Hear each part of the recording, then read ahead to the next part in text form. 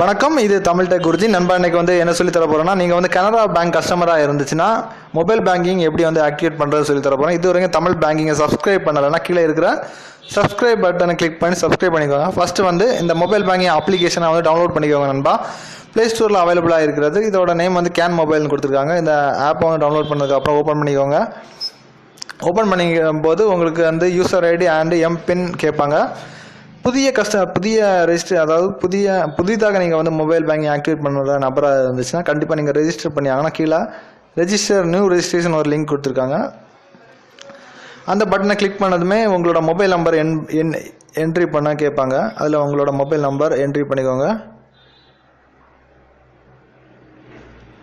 Entry பண்ணதுக்கப்புறம் submit கொடுத்தீங்கன்னா உங்களுக்கு ஒரு user ID and temporary MPIN வரும்.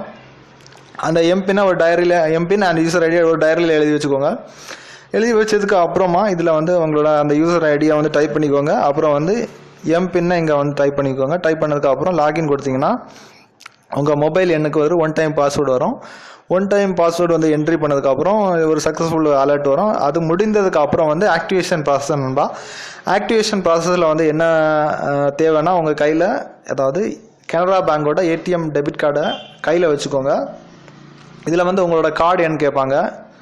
அப்புறம் வந்து எக்ஸ்பிரி டேட், அப்புறம் ஏடிஎம் பின் நம்பர் கேட்பாங்க. ஸோ உங்களோட கார்டு நம்பர் ஃபஸ்ட்டில் 4 காலம் கொடுத்துருக்காங்க, 4 டெக்ஸ்ட் பாக்ஸ், அதில் கொடுத்துக்கோங்க. அப்புறம் எக்ஸ்பிரி டேட், அப்புறம் உங்களோட ஏடிஎம் பின்னை என்ட்ரி பண்ணதுக்கப்புறம் ஆக்டிவேட் கொடுத்தீங்கன்னா உங்களுடைய அக்கௌண்ட் வந்து ஆக்டிவேட் ஆயிரும் நண்பா.